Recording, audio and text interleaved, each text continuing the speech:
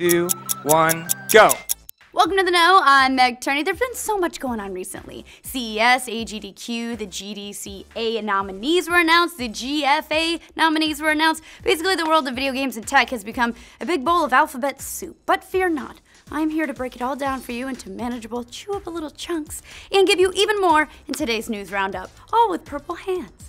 Starting first with the results of AGDQ 2015 or 2016. I don't know what year it is. Awesome Games Done Quick raised just over $1.2 million for the Prevent Cancer Foundation and hit a peak of 220,000 plus concurrent viewers at one point during the Super Mario Maker block, which was really fantastic. The marathon featured a plethora of amazing speedruns. Honestly, there were so many cool things going on. It's a class of games that I don't even know if I could cram it all in. In fact, I know I couldn't cram it all in, but I'll give you some of my favorites. The Zero Exit Mario race showcased a few new looks for Mario, including Gummy Mario and Halloween Mario. Most people have probably never seen those before. It also showed us a very complicated way to jump directly to the end of the game, invalidating the weeks I spent on it as a child. Two guys broke a world record in Super Metroid while playing on the same controller. Yes, you heard that correctly. 2P1C is so much better than any other two-persons, one-object activity. Ladies, I'm looking at you.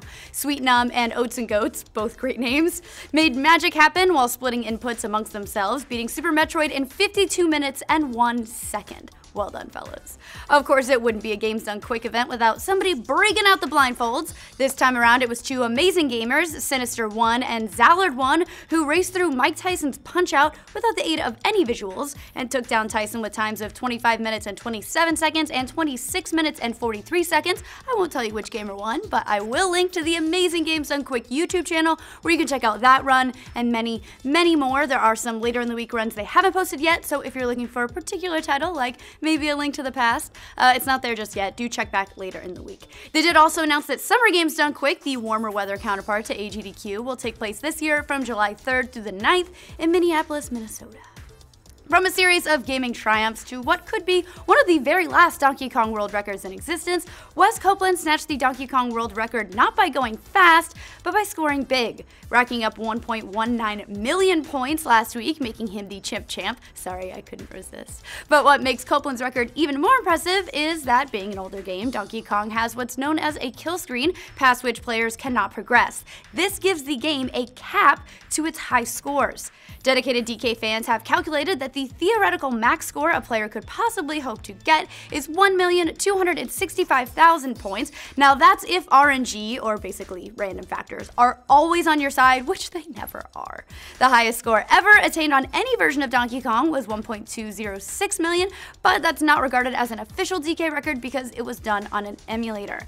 So Copeland's score is just 75,000 short of the theoretical max, but it could be a record he does hold on to for a long time because the previous record holder, Robbie Lakeman, announced on his Twitch channel after attempting to break that record that he was stepping back from playing Donkey Kong competitively to focus on things that should really matter to me at this point. He went on to say, "I had the record longer than I thought I would. This was an outlet for a while, but I've gotten where I want to be with it. The torch has now been passed." Congrats to you, Mr. Copeland, and gosh, I gotta just ask, where the hell is Billy Mitchell in all this? Probably making hot sauce.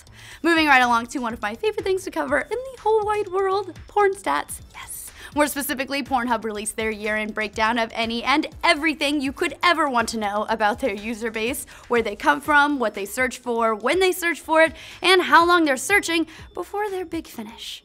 There's just so much to be fascinated by here, but I will keep it short and sweet and tech and video games related by skipping straight to which consoles watch porn the most, and that honor goes to PlayStation users.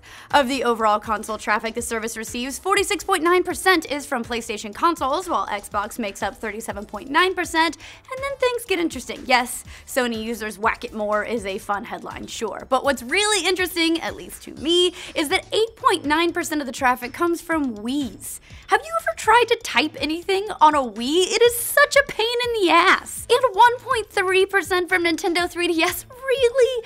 Tiny screen, low resolution porn? What is this, 1993? Vita, I do see your 5% there, and I'm shocked. I'm shocked enough people have a Vita to make that big of a dent more than anything else. It's a joke you've heard before, because I've made it before. Again, I think the PlayStation thing does make a fun headline, of course, but it's not really all that surprising considering there are simply more PS4s in the wild than Xbox Ones, and they don't adjust for that in their stats. I just hope for your sake, of course, that whatever you do choose to touch yourself in front of, that you turn the Kinect, View, motion sensor, webcam, whatever, away from you as you do so. Finally, a very, very sad bit of news. David Bowie, musician, actor, fashion icon, and so much more, and inspiration to generations of fans, has passed away at the age of 69. Bowie had battled cancer for the last 18 months, but continued working through his illness, releasing his final album, Black Star, just last Friday, which was his 69th birthday. Bowie's son, Moon director Duncan Jones, posted this touching confirmation of the star's passing on Twitter, writing, "Very sorry and sad to say it's true. I'll be offline for a while. Love to all." Bowie's career spanned decades and included hit albums and timeless films. He even collaborated on an off-Broadway production featuring his songs. He inspired symphonies and fashion trends and gave fans the world over the hope that no matter how strange or out of place you may feel, there's always room for you to shine. Thank you so much for all that you did and all that your work will continue to do in your absence, Mr. Bowie. With that, leave your favorite Bowie lyric in the comments down below, and for the love of all that is good and holy, if you don't have a favorite Bowie lyric, listen to some of his fantastic music and find one. Don't forget to like, subscribe, all that good stuff, and we'll keep you in the know. Hurt you. So, let's talk about Shenmue 3 and their fucking Kickstarter. Indeed. All right. You seem like you're coming into this with a little heat. Did you back Shenmue? No, Okay. no, God no.